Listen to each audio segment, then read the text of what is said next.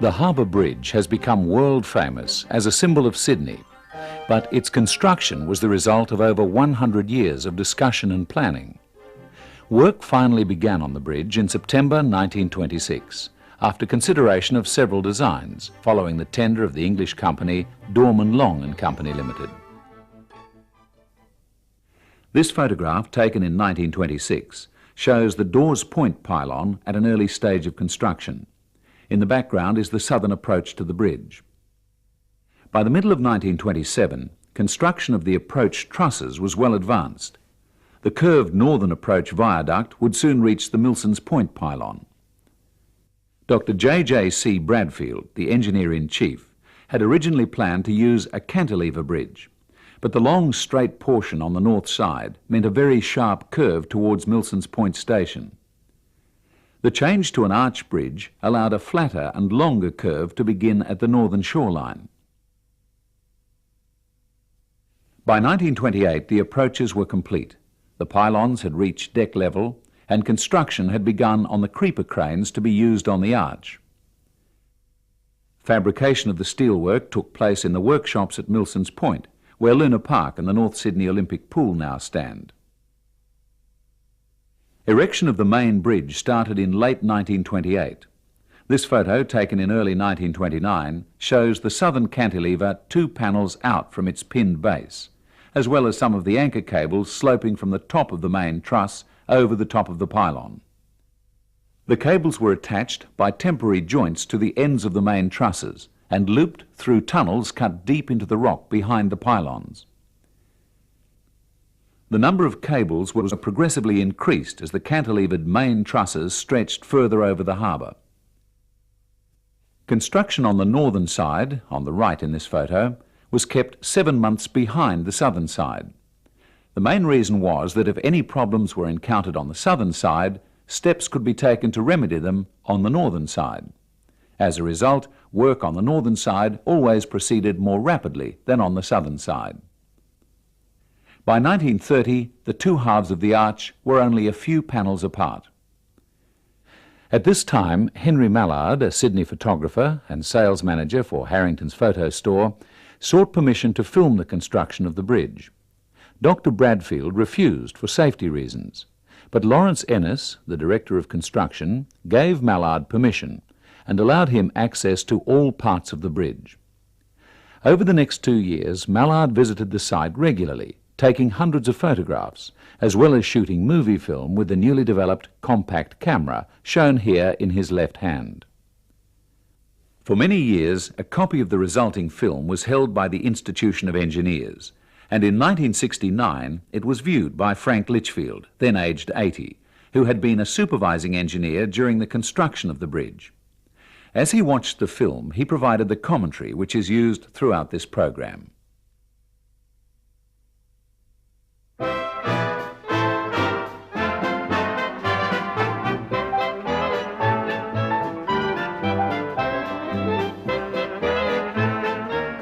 Although many Australians, especially Sydney-siders, believe the Sydney Harbour Bridge to be the largest arch bridge in the world, this was never so.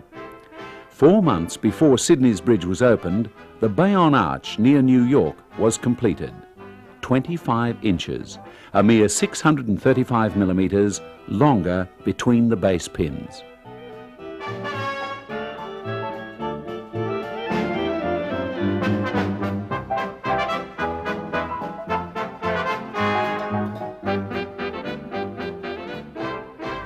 That shows up through the throat of the arch with the sway bracing. Those 3-inch cables were used to crisscrossing and were tensioned with hydraulic jacks to give rigidity to the structure as it was built out.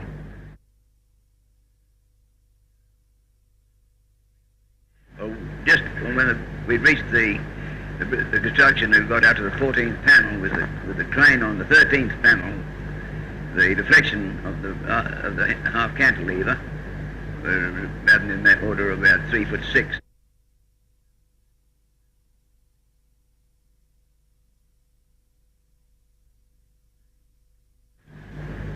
That's a creeper crane, weighs 600 tons.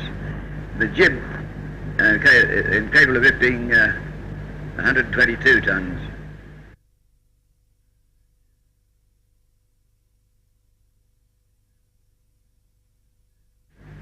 There are the buttress threaded screws to luft and the jib,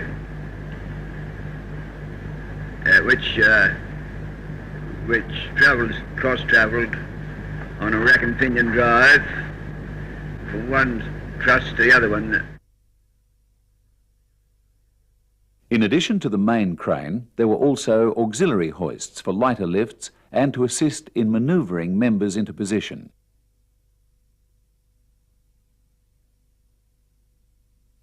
Mallard's shadow can be seen here as he films this scene, standing in a cage suspended from the crane.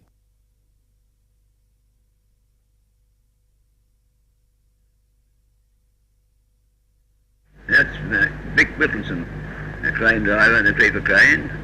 He was on the maintenance for years too after the bridge was finished. There were telephonic communications with the crane drivers and everybody concerned with any particular operation. They were all interconnected by telephone.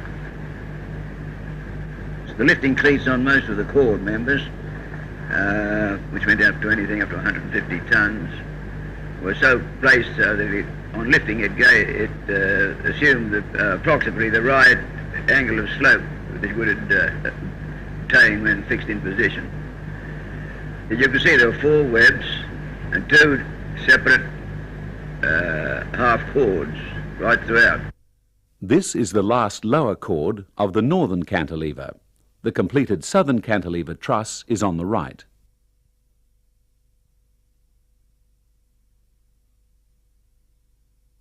Once the last bottom cord member was held in place, it was possible to step across the gap at the crown.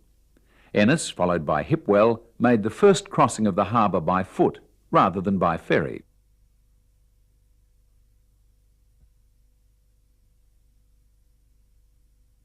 This diagonal member forms the last triangulation at the crown of the arch. It was an essential stage prior to closing the arch. The arch members were brought from the workshops on a pontoon and lifted into position by the creeper crane. That shows the hanging off of the cords just after it had been connected, and that shows the diagonal being lowered to complete the triangle prior to the erection of the post and the corresponding top cord section.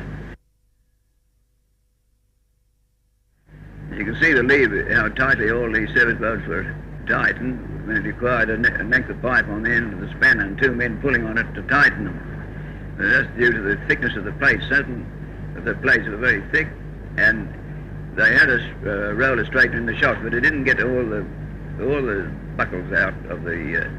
It was very ever so slight, of course, but they had to be absolutely tight in contact over the whole surface of contact.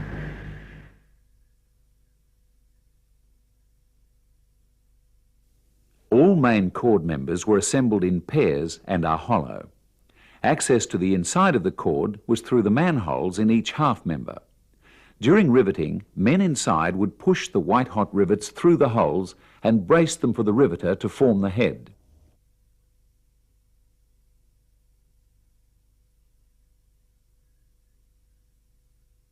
The riveting furnaces were oil-fired for the most part. They did have some coke rivet forges, but for the most part they were oil-fired.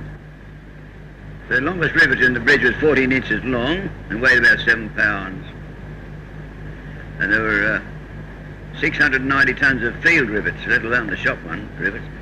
And there were about, the total number of rivets, they tell me, was about 5 million.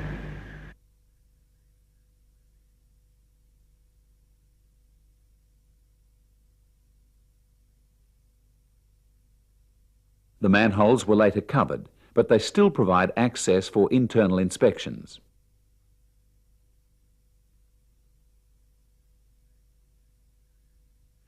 That's the cage we used to go down onto the pontoon.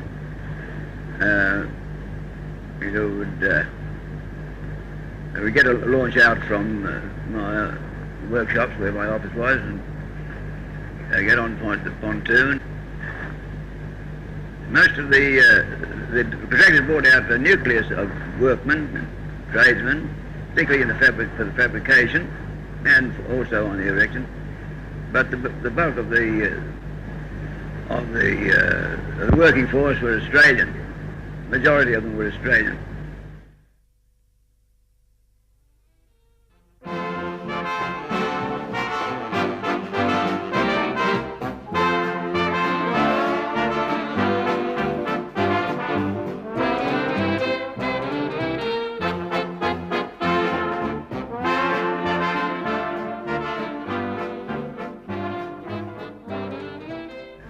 It wasn't without a certain amount of risk. Objects were always falling onto the pontoon, service bolts and nuts and things that you had to take the risk. It was always much safer once you felt much safer once on top.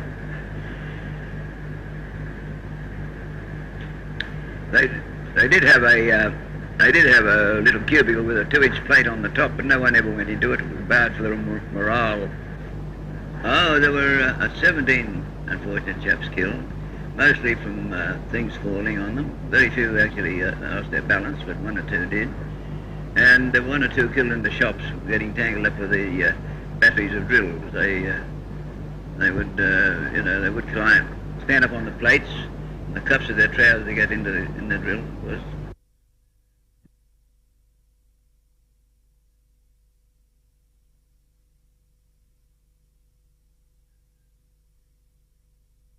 That shows the anchorage link connecting the cables to the extremity of the top cord. The cables were arranged in 8 rows of 16, 128 in all.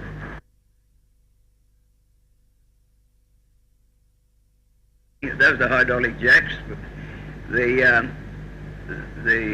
sockets were picked up with 2 9-foot 3-inch diameter bolts, passing into a saddle over an 11-inch diameter pin in the link, and then continuing to house the hydraulic jack. And if they wanted to ease the nuts for running them out, as it was done in the lowering of the operations, the hydraulic pressure would be applied. That just eased the weight off the nuts, and they were able to unscrew them by hand.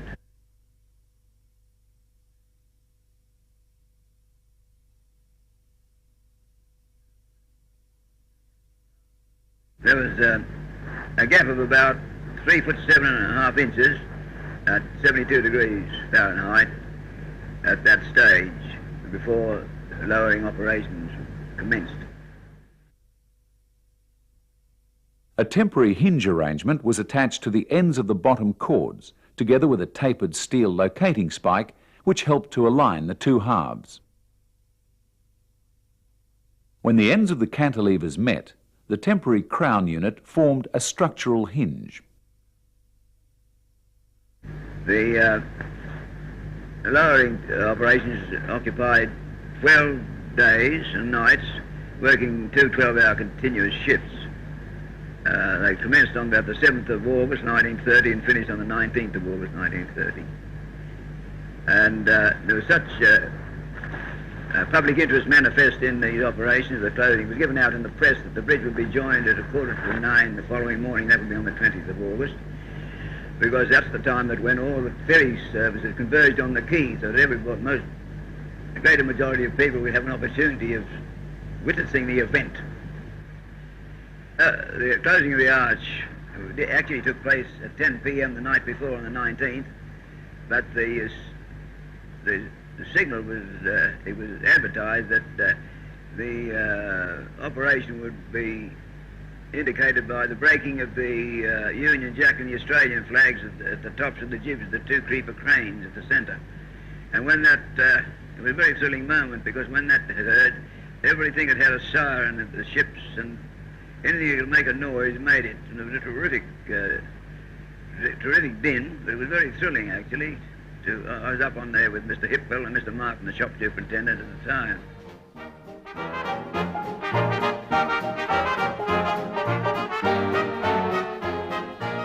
Joining the cantilevers changed the structure into a self-supporting 3-hinged arch. This was a temporary condition, allowing the bottom chord to take the thrust of the arch while the top chord was completed. When the bridge became a three-hinged arch, there was a thrust of 40,000 tons on each of those bearings.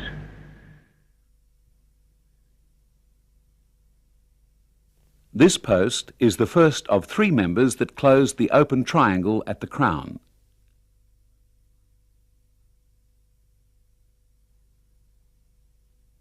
Note the foreman using the telephone to the crane driver.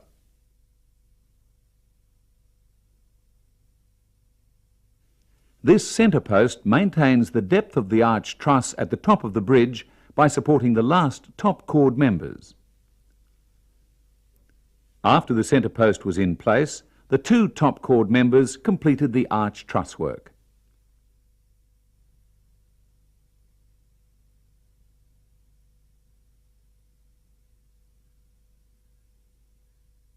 That's the upper chord section being put up, and the numbering was the lower panel points were even numbers, and the upper panel points were numbered with odd numbers.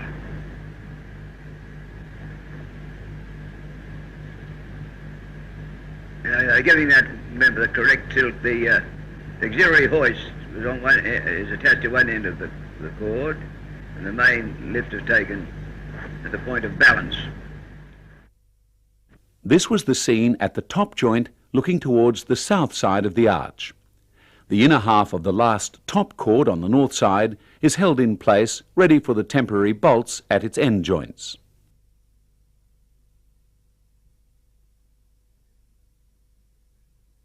All the steel that it was specified, because of all the steel that could be manufactured in Australia was supplied. There were about 23% steel, or 27% rather, of steel came from Australia.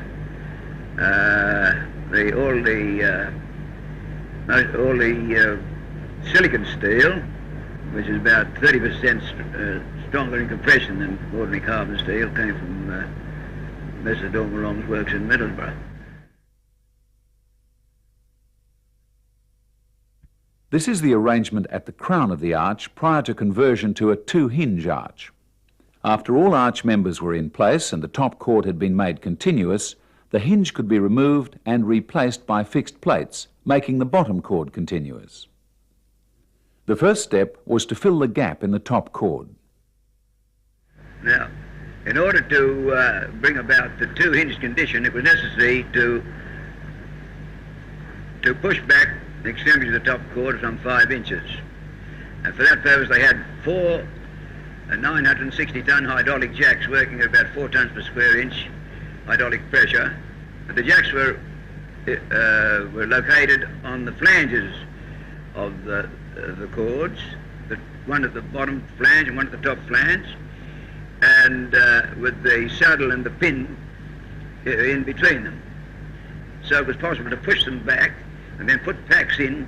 It was calculated on the day the correct amount of jacking to be done, because it depended upon the load on the bridge at the time and also the temperature. They had some 40-odd thermometers all over the bridge in order to determine the temperature, and from that at the time on the day it was they had to calculate the amount of jacking, and during that operation the crown of the lower chord at the lower chord joint rose 13 and a half inches up. Manual jacks were also used as a safety measure to maintain the gap should the hydraulic jacks fail.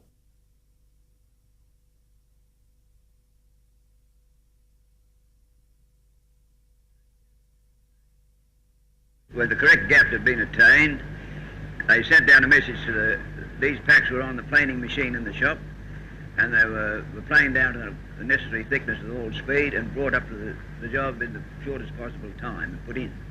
Then the jacks released back onto the packs, and then it became a two-hinged arch. With both chords continuous and taking the thrust, the arch was now in its final two-hinge state. Each of those cables would weighed about 8.5 tons and 1,200 feet long, and they were arranged in rows of 8 rows of 16 at the anchorage, And then before going into the ground, they were into 32 rows of 4. And down in the anchorage tunnel at the lowest point was 130 feet below sea level. And down at that level, they were in 64 rows of 2.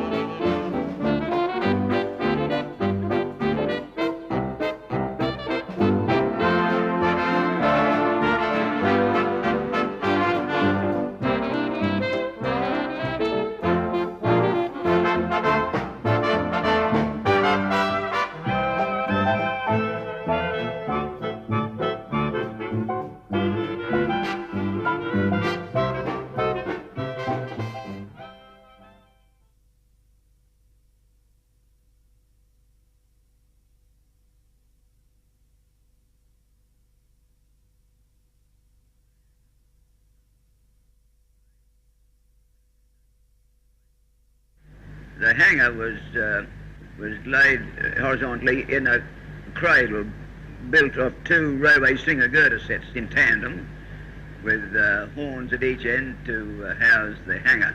The hangar was 198 feet long, or no, 200 feet for that matter. And as it was lifted up, the auxiliary hoist turned it into the vertical position. And you'll notice when it's being lifted, this horn on this cradle allowed the top of the hangar to come up and make contact with the gussets underneath the cord, while the ropes hung down the side of the cord. This view southwards from Milson's Point shows the arch complete, with both creeper cranes at the crown. The hangar is attached under the arch rib, and the cradle stands clear. Ennis and Bradfield worked well together and always attended important stages of construction. You can see the ropes from the crane are hanging down eccentrically from the axis of the hangar to allow it to come up underneath the bridge. That's lowering the lifting cradle from the hangar after it's been attached to the cord.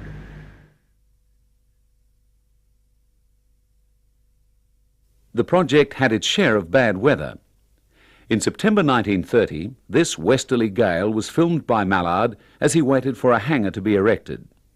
The wild conditions caused a postponement, and the pontoon was taken back to the loading bay in the workshop. But the first hangars were soon in place, ready for the decking.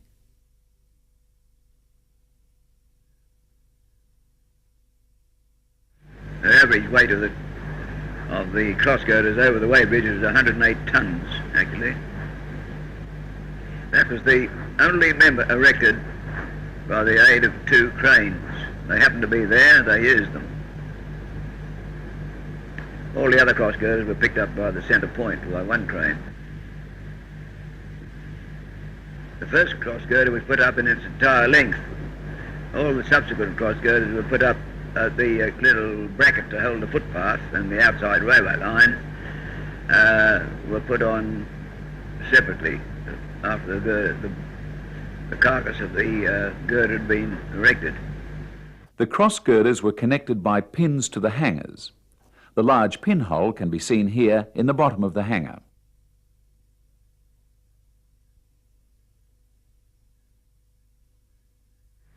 That's an ancient mechanism, a battering ram. It's very effective for that purpose. Each cross girder arrived with the pins resting in cradles at the side. The work platforms were added later. One gets used to height, you grow with it. I was pretty scared on the post spans when I first started. But one gets used to the height. But when that cross girder was put across there, we'd only had a flimsy rope on one side, and one landed with a cage on that. It's only about 22 inches wide, studded with rivet heads, and with the shimmer of the light off the water, off the mackerel surface. It was most confusing. I felt most insecure for a while. You get used to it. the first time I really felt the height. While work continued above the harbour, the pylons were also approaching their final shape. The pylons are hollow concrete chambers faced in granite. Dr. Bradfield said of them, "The granite-faced abutment towers and pylons, simple and elegant, are the architectural features of the bridge and harmonise with the lines of the arch. They give the touch of distinction to the bridge, which would otherwise be an immense utilitarian steel structure." The pylons added £500,000 to the cost of the bridge. The granite for the pylons was quarried at Moruya on the New South Wales south coast, where a temporary township was set up. Work commenced at the site in 1924. To shape the rock, lines of closely spaced holes were drilled. The granite was then split and scabbling machines worked off the rough. Final shaping took place in the workshop. As there were not enough granite masons in Australia, Dorman Long brought them from Italy and from Aberdeen in Scotland. At its peak, the Moruya quarry employed 250 workers. Finally, each stone was numbered for fitting into place at the bridge site. Wastage from the quarry was crushed and used in concrete for the pylons. The crushed granite acted as the ship's ballast and also as a bed for the shaped blocks. 3 400-ton ships with specially designed hulls were built to transport the granite from Moruya to Sydney.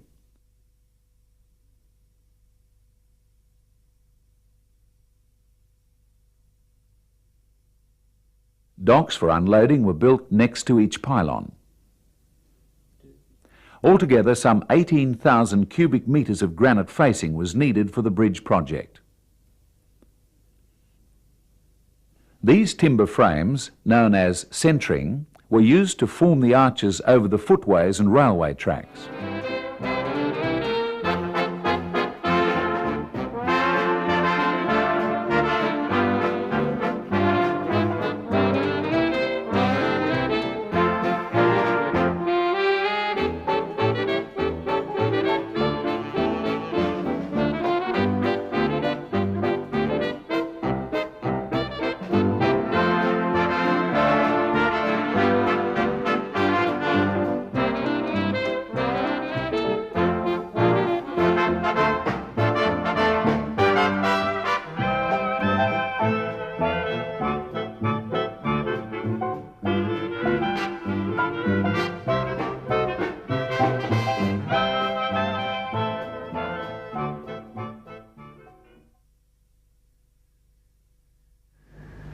Here we see them putting down the deck cropping, which consisted of pressed steel 3/8 plates,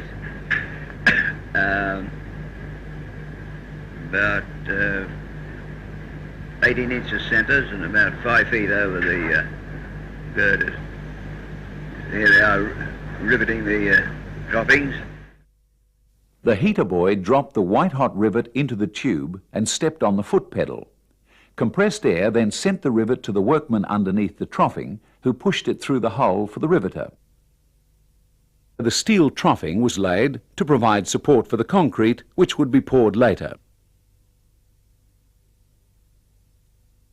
Concrete mixing stations were set up at the ends of each approach viaduct, and this light railway took the wet concrete to its destination. In order to keep the dead weight of the bridge to a minimum, a special lightweight concrete was used after exhaustive tests of trial mixers. It contained metallurgical coke to give low density and lightness, and yet give a guaranteed minimum strength of 3,000 pounds per square inch. Mechanical spreaders were not used, just manual brawn. Tamping and screeding the concrete were also manual processes. That's a picture showing us one of the expansion joints. There are only 3 expansion joints in the length of the deck, one at each end and one at the northern quarter point.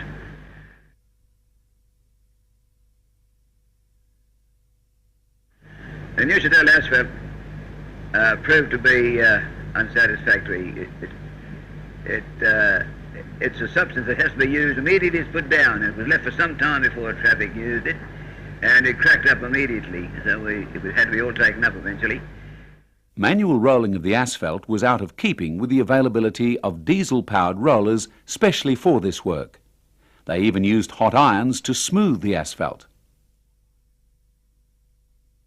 Of course, as the creeper cranes receded down the arch, the top chord, they erected the C-work for the deck.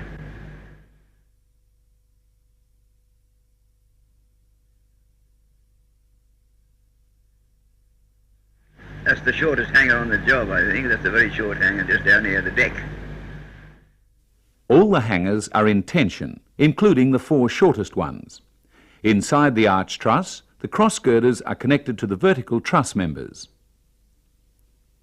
Just as the long hangers required a special erecting technique, so too with the shortest hangers. Each had to be manoeuvred into place using a short cross arm. Slings on each side gradually moved the hanger into the vertical position. Then it was raised to join the gusset plates under the arch rib and was finally fixed by rivets.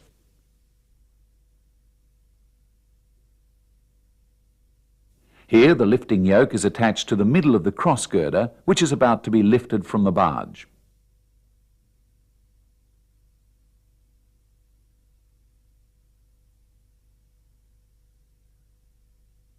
There was quite a good clearance in those holes, about a 16th pound to 14-inch diameter pin to admit of easy driving of the pin. And there's a cast steel washer with secured by a nut on the end of each pin. The last 2 sections of deck are put in place. These stringers, as they were called, span longitudinally between the cross girders. Once these were in position, it was possible to cross the harbour by the deck.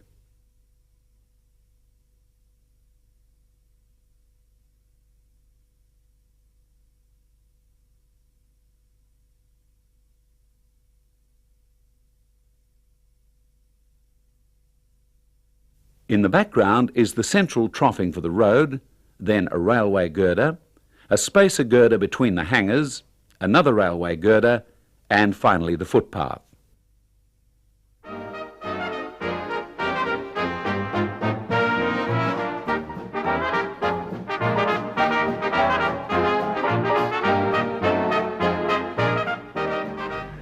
That's Mr. Davison, the then Minister for Works, Mr. Ennis, Mr. Bradfield.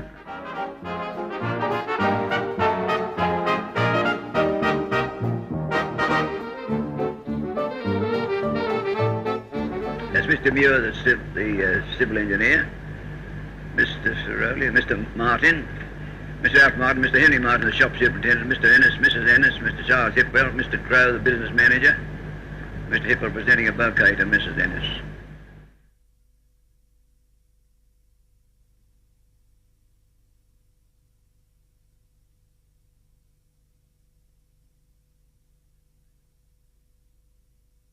One hole was deliberately left at the crown of the arch for the ceremony of installing the last rivet in the bridge.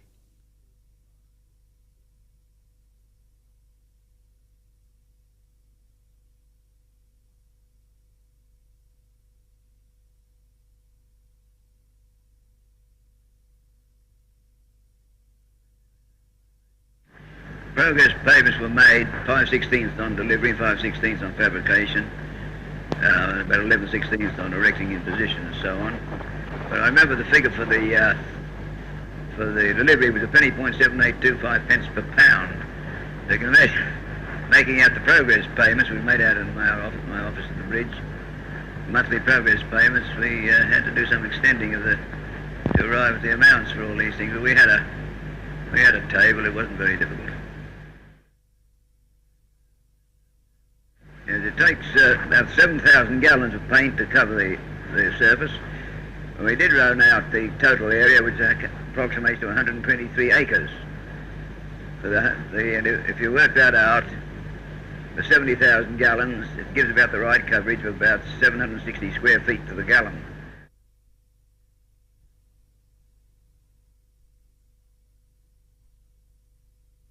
This lightweight gantry was mounted on the underside of the deck. It's able to travel the full length of the deck, and is still used for maintenance and painting.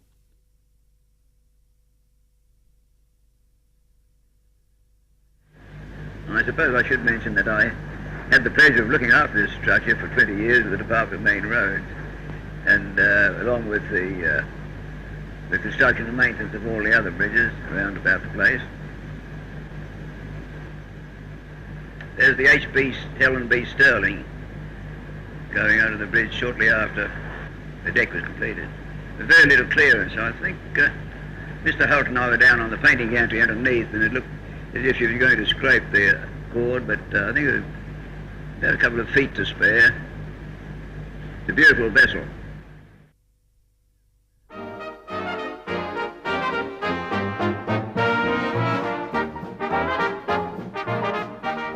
And of course, as a train run over the bridge, all these slippers and expansion joints, they move quite considerably, about 3/8 of an inch they slide. And when every train goes over the bridge, it flattens out the deck, has a flattening effect on the deck.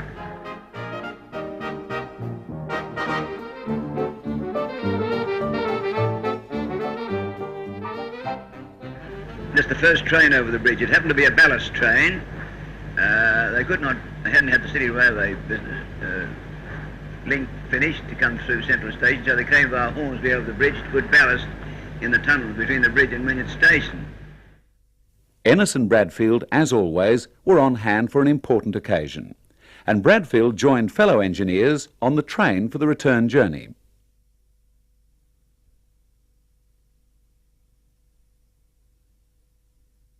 The Harbour Bridge was a key link in Bradfield's plans for the city railway system and electrification of the suburban lines.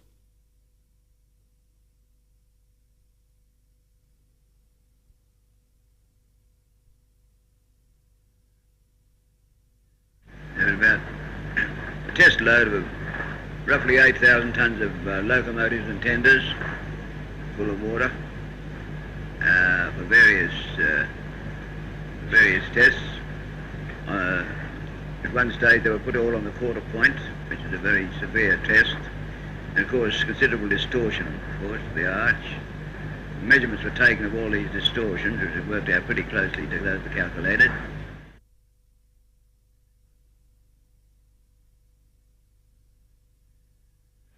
Mr. Ennis, that's Mr. Davison, the Minister for Works. That's Mr. G.W. Mitchell, the Director of Public Works, on the right.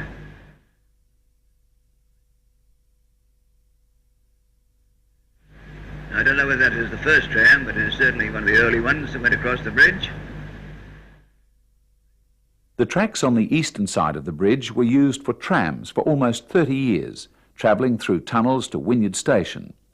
By the early 1960s, they had been covered and are now used for road lanes 7 and 8.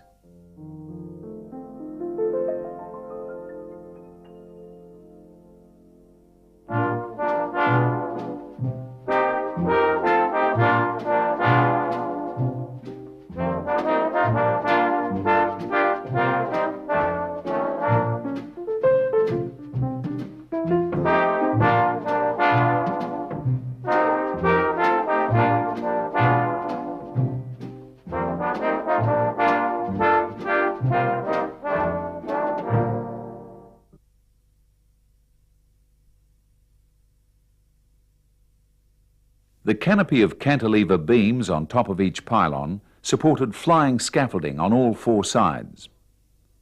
Workmen on the scaffolds scrubbed the granite faces clean. The cleaning process started at the top and worked down.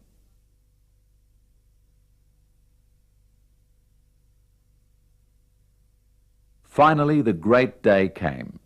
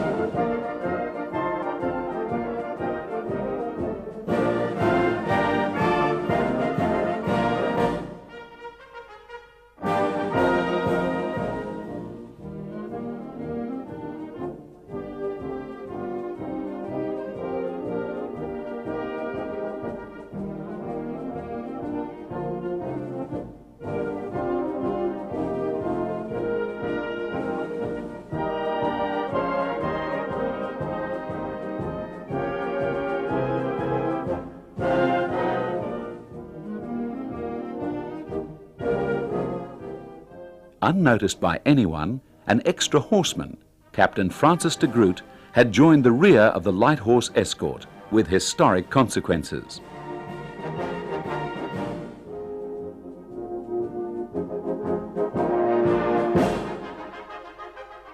The captains of Fort Street Boys and Girls High Schools delivered a message of goodwill from the country school children of New South Wales.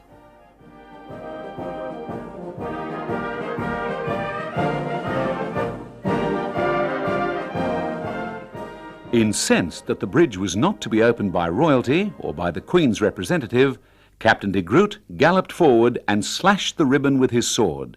He was quickly hustled away and the ceremony continued.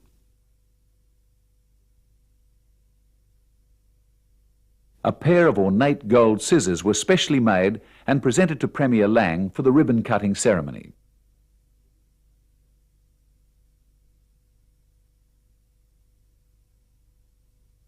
The opening ceremony was followed by another on the northern side, and then a procession moved proudly across the bridge.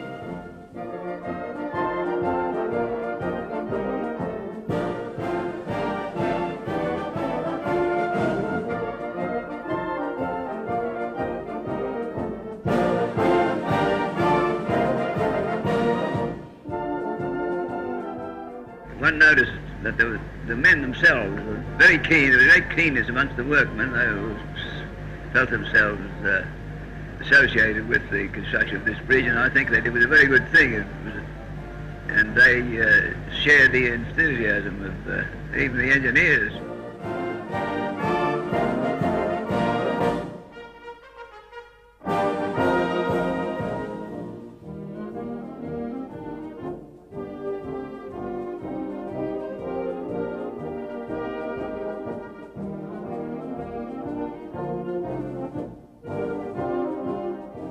There were celebrations all round, but particularly on the harbour. HMAS Australia and Canberra were present, hundreds of small craft packed with well-wishers were on the water, and ocean liners such as P&O's Orford were part of the harbour procession.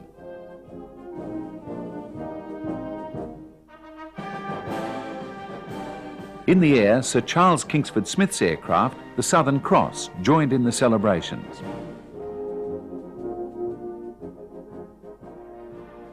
Finally, thousands of people walked across the bridge. These scenes were to be repeated on the 50th and 60th anniversaries of the bridge.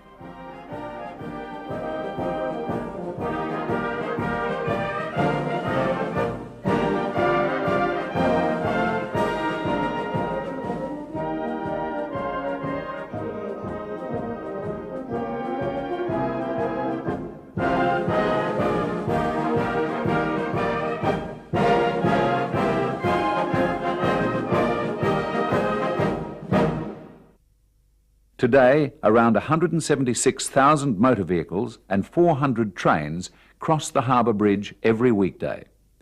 It is maintained by a team of approximately 100 men and completely repainted every 12 to 15 years. No major components of the bridge have been replaced since it was built, and it remains in very good condition. It is expected to provide service until well into the next millennium.